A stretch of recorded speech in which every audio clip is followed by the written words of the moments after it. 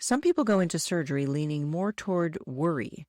They read everything, replay every possible problem, and try to think their way through the whole experience before it even happens. Other people lean more toward toughness. They decide they will push through, stay strong, and not need much help. Are you ready to get back to what you love after knee replacement? The Total Knee Success Podcast is your trusted guide with practical tips, evidence-based strategies, and no fluff. It's not personal medical advice, just solid education to help you manage pain, regain mobility, and get back to living the life you love. Let's dive in. Welcome back to the Total Knee Success Podcast. I'm Michelle. This is the fourth and final episode in our four-part Prehab series, what to do before you have knee replacement surgery. If you want to go through the full series in order, start with episode 79 first. In episode 79, we talked about knee stiffness, range of motion, swelling patterns, and the daily habits that can make your knee easier to work with after surgery.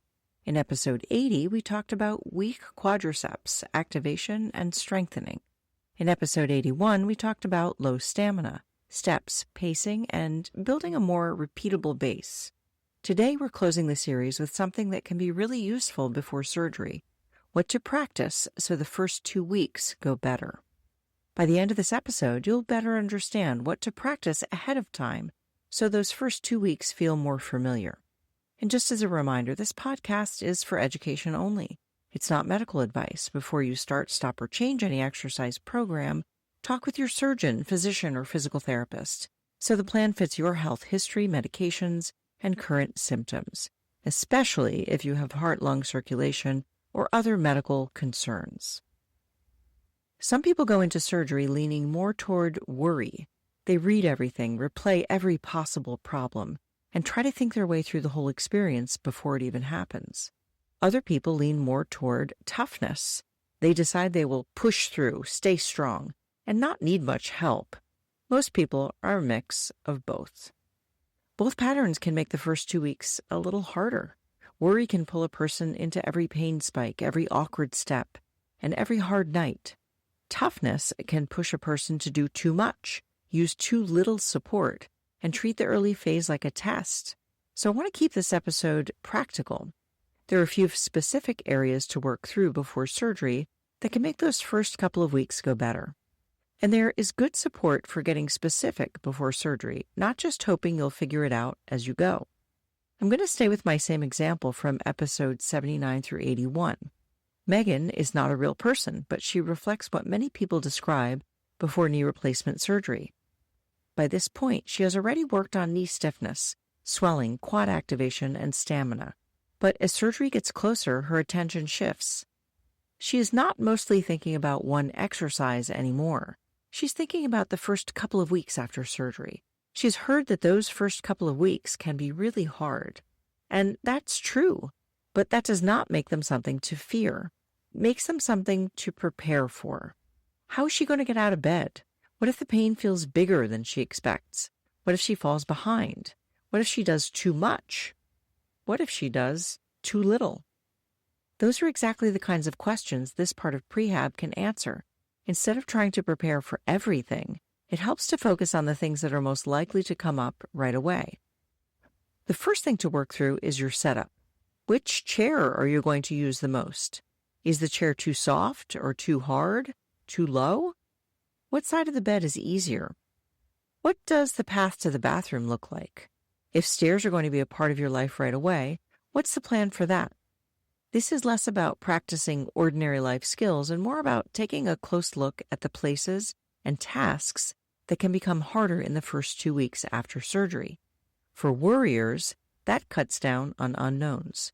For warriors, it keeps them from assuming they will just figure it out in the moment. Planning is truly important here. For Megan, this first kind of preparation is straightforward. She checks the chair she expects to use the most and realizes it's too soft and it's too low to the ground. It's going to be hard to stand up from. She chooses a firmer chair with armrests. She looks at the bathroom setup and decides she does not want to be figuring all that out for the first time after surgery. She thinks through the path from the bed to the bathroom and where she will spend most of her day in her home. Some hospitals also offer a pre-op joint class, and that can support the first step when it's done well. In one 2025 study, people who went to that kind of class got home sooner and were more likely to go straight home after surgery. It doesn't mean every class is perfectly useful to give you every piece of information, but it supports a simple point that thinking through the early setup ahead of time can be very helpful. The second thing to practice is the first group of exercise you're likely to see after surgery. The exact plan may vary by surgeon, therapist, and hospital, but the early phase is usually built around a small group of simple drills repeated often. That may include ankle pumps, quadricep work, bending practice, straightening your knee, short walks, and some version of a sit-to-stand or transfer practice, depending on your team's plan. The details may change. The pattern usually does not. For Worriers, that makes the first exercise session less mysterious. For Worriers, it's a reminder that the early phase is usually built on small, repeated effort, not one big dramatic and harsh effort. This is where prehab becomes very concrete. If you have already practiced what it feels like to do quad work when the muscle feels slow to respond, or to bend the knee when movement is uncomfortable, then those sensations are less unfamiliar following surgery. A 2022 patient-specific integrated education program combined pre-operative education, prehabilitation, in-hospital education, and follow-through after discharge.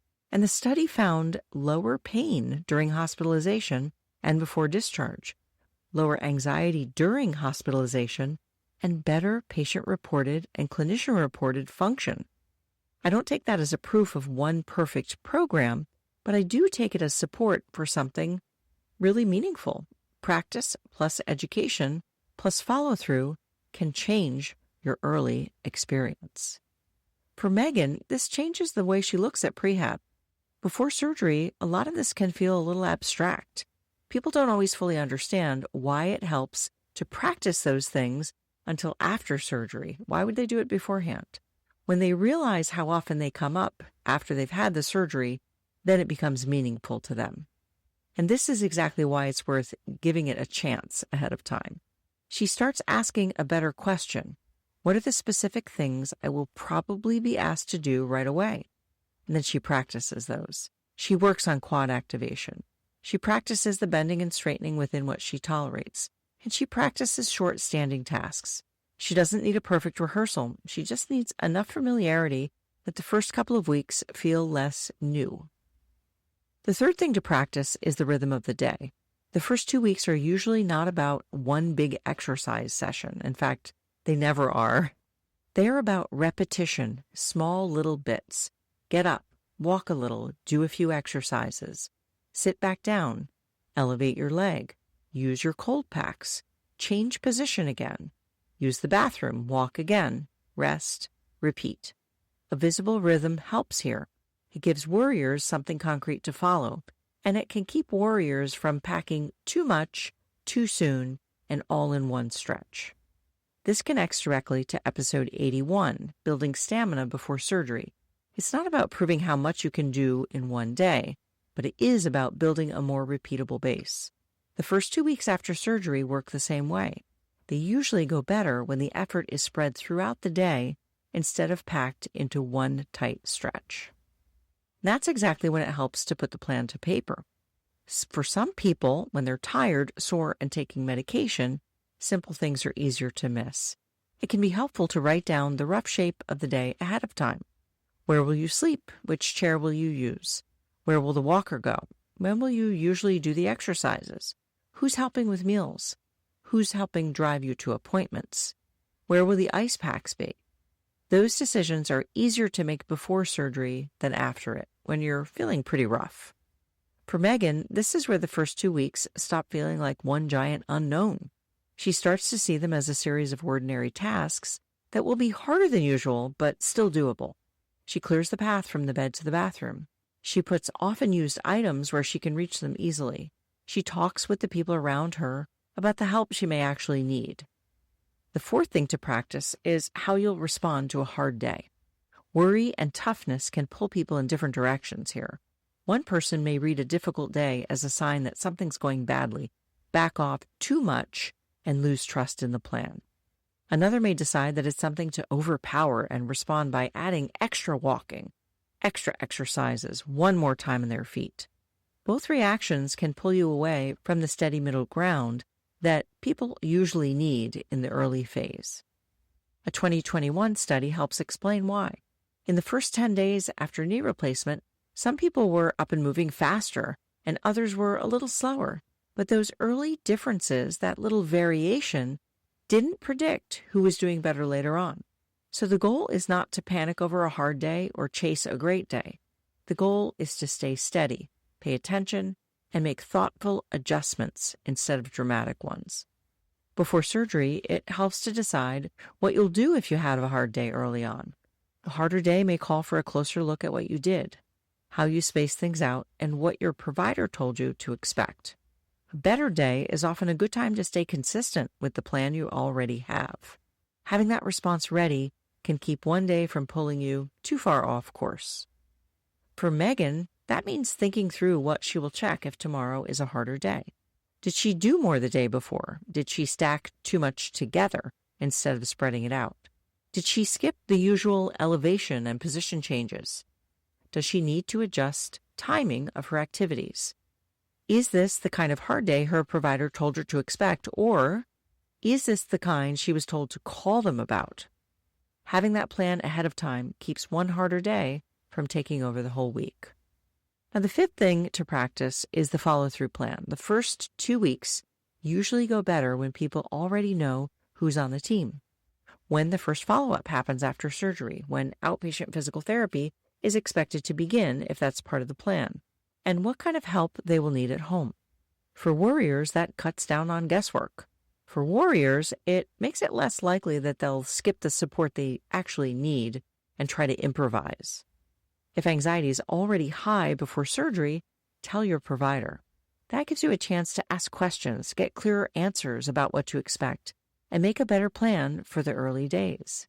It can also be a good time to ask for a referral to Prehab, so you can meet the physical therapist ahead of time, start working with that clinic before surgery, and feel more comfortable going back there afterward. There is also expert support for getting outpatient physical therapy lined up early after surgery. This fits right into the planning piece. It helps to know before surgery what the plan will be, when therapy is expected to start, and where you'll be going so you're not trying to sort that out once you're already home. Megan handles these details before surgery. She checks when the first appointments are. She knows how she's getting there. She has talked through the home setup. She has a clearer sense of who is helping in the early days. She's not trying to solve all those problems after surgery. If you're getting ready for surgery, this is the work to do ahead of time. Get your setup figured out. Get familiar with the first exercises. Think through the rhythm of the day. Decide what you will do if you hit a harder day. And line up the follow-through plan before you need it. So for Megan, the first couple of weeks no longer feel like one big unknown. She's still a little worried, and that's natural. She still wants to do well. But she's going into surgery with a much clearer sense of what those early days are likely to ask of her and what she can do to be ready for them. If you're getting ready for a knee replacement, the next step is to download the free 2-week knee replacement launch plan. It lays out the final 14 days before surgery so you have an idea of what's important to prepare, what to expect, and how to set yourself up for a smoother first week after surgery. It also puts some of the things we talked about today in a simple checklist you can actually use. It's educational and not medical advice, and it's totally free. All you need to do is click on the link in the show notes or go to totalkneesuccess.com to download the free 2-week launch plan. If you want more education and a clearer plan to learn about, I will be publishing a Prehab book soon called The Knee Replacement Game Plan. Stay tuned, and if you want to be notified when it's ready, sign up on totalkneesuccess.com. If you're getting ready for a knee replacement, you will not want to miss episode 83, the Glad You Have It guide, all about the supplies and setup you'll be happy you have when you get home after knee surgery.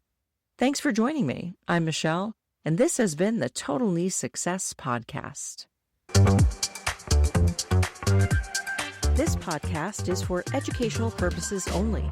Discover more at totalkneesuccess.com. And be sure to subscribe and share, because every step forward takes you closer to living the life you love.